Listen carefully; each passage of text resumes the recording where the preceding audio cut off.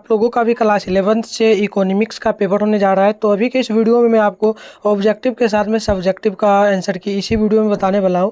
तो आप लोगों से एक ही रिक्वेस्ट रहेगा, चैनल पे न्यू है तो चैनल को सब्सक्राइब कर लीजिए, क्योंकि यही सेम टू सेम पेपर जो है आपको देखने को मिलेगा।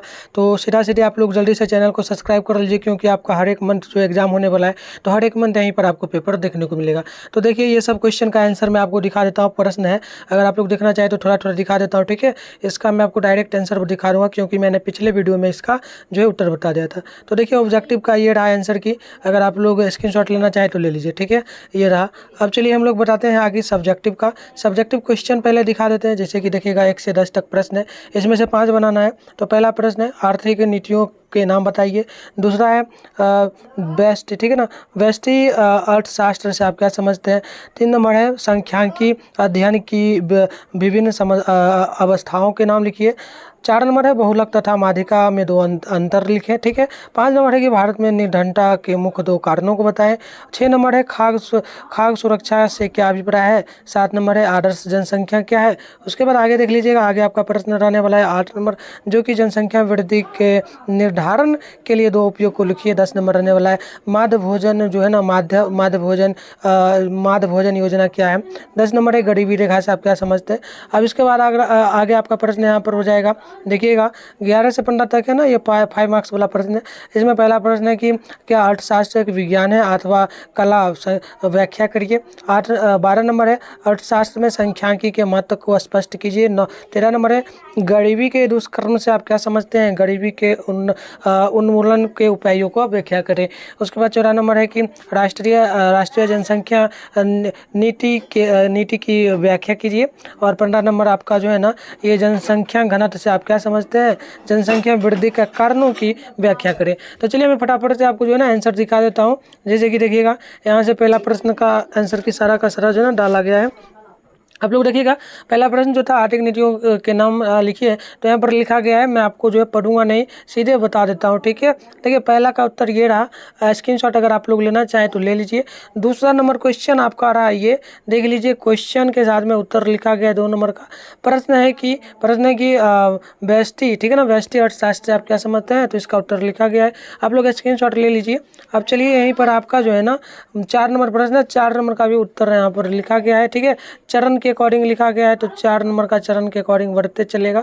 तो देख लीजिए, उत्तर लिखा गया है, बहुलक और माध्यिका में अंतर बतलाइए। तो बहुलक है, बहुलक का अंतर पहला नंबर रहा, दूसरा नंबर, तीसरा, उसके बाद यहाँ पर से आपका माध्यिका का हो जाएगा। ये माध्यिका का, देखिए 2 अंतर बोला है ना, तो यहाँ माध्यिका का पहला का अंतर हुआ, दूसरा का। तो ये रहा आपका 4 नंबर प्रश्न का उत्तर, ठीक है। अब चलिए आगे बता देते हैं आपको 5 नंबर प्रश्न का उत्तर क्या होगा। तो 5 नंबर देखिएगा, तो 5 नंबर भी आपको दिखा देते हैं। 5 नंबर जो प्रश्न है, इसका उत्तर यहाँ से यहाँ तक लिखा गया है, जो कि प्रश्न क्या है। तो देखिएगा, भारत में निर्धनता के मुख्य कारणों को लिखिए, जो कि उत्तर यहाँ पर लिखा गया है, ठीक है।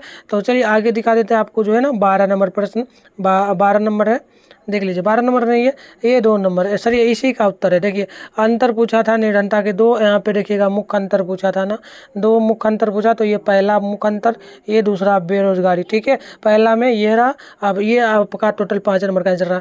उसके बाद 6 नंबर का देखिएगा, 6 नंबर का प्रश्न यहाँ पर है और यहाँ पर उत्तर लिखा गया है।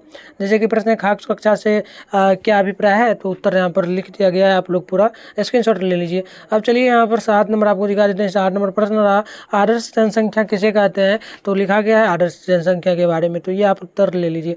अब चलिए आगे आपको दिखाते हैं, 1 से लेकर के वो 2 मार्क्स वाला था, अब 5 मार्क्स वाला है, जिसमें 3 प्रश्न बनाना है। तो पहला प्रश्न यहाँ पर लिखा गया, पहला प्रश्न का उत्तर देखिएगा, जो कि लिखा गया है, क्या ध्यानपूर्वक समझ लीजिए। देखिए, पहला प्रश्न का उत्तर लिखा गया है कि क्या अर्थशास्त्र एक विज्ञान है अथवा कला है। तो व्याख्या करिए, तो यहाँ पर लिखा गया है।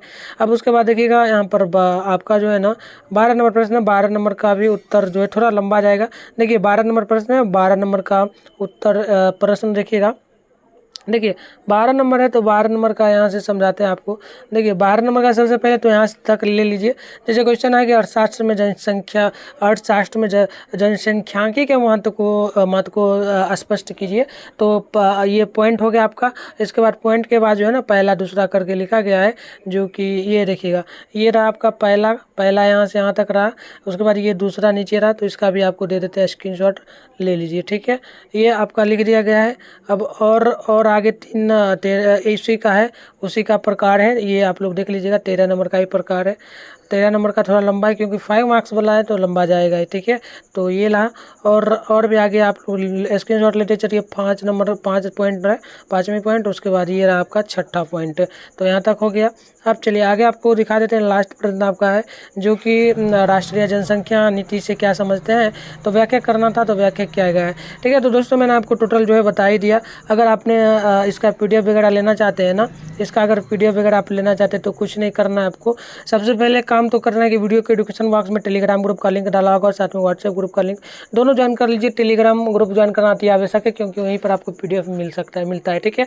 तो वो ज्वाइन कर लीजिए। अगर लिंक नहीं काम करता है तो क्या कीजिएगा, तो लिंक नहीं काम करेगा तो ये चैनल का नाम आप सेम टू सेम देख लीजिए और जा करके टेलीग्राम पर सर्च कर लीजिए, ग्रुप आ जाएगा, उसको ज्वाइन कर लीजिए, ठीक है।